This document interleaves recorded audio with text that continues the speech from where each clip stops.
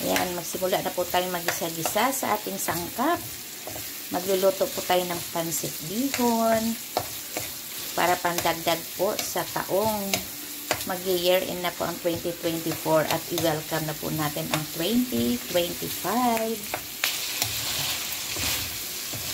Wow, sarap-sarap na. At naaamoy ko na. Kahit ito ay pwede ng ulam na to. Sunod natin yung mga gulay-gulay nito.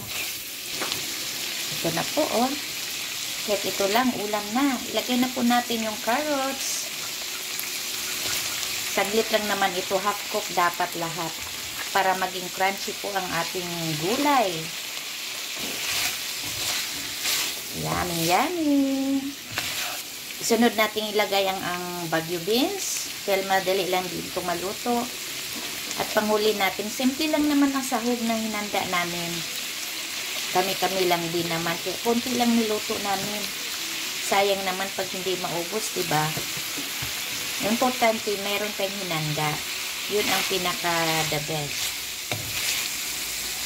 Halo-haluin natin ng konti at konti pong sabaw mamaya. Lagyan natin ng konting soy sauce, timplahan, at yun ang ating unang step pa lang ito. Ayan na po, oh. Ang yummy-yummy na. Nilagyan ng konting oyster, soy sauce, at lagyan natin ng konting sabaw or tubig. Ayan. Go and go.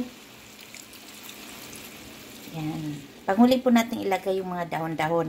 Ang ilagay po namin yung repolyo. Ilagay na po natin yung repolyo. Yummy, yummy.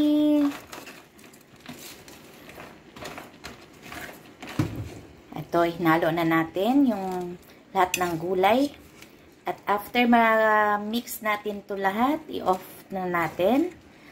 At i-prepare naman natin yung pansit bihon na ating lulutuin.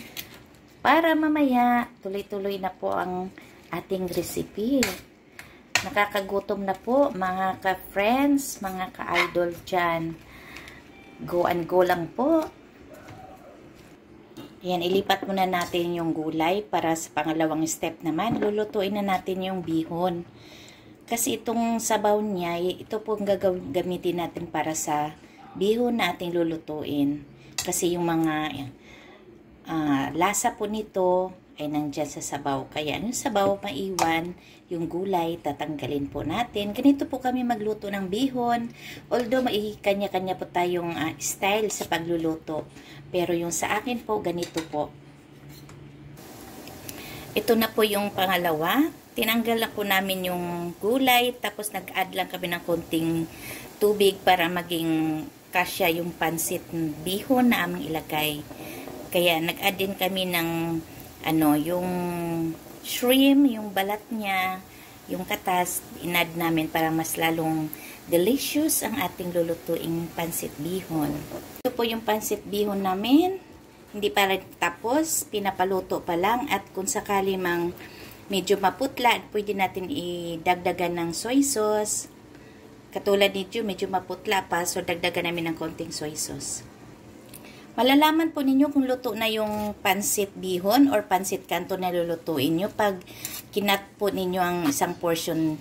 Once na wala ng white sa gitna, ibig sabihin luto na po yan. Pero pag meron pa, ibig sabihin hindi pa siya luto.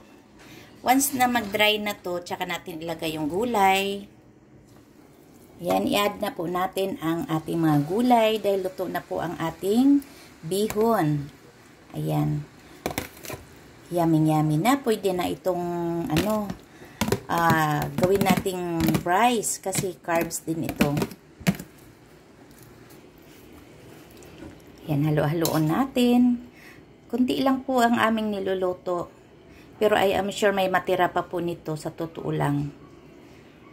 Pero ang importante, meron tayong hinandang pangpahaba ng ating bagong taon. Hanggang sa muli po. Bye-bye at ingat-ingat po tayo. Lalo na maulan po. Ingat po.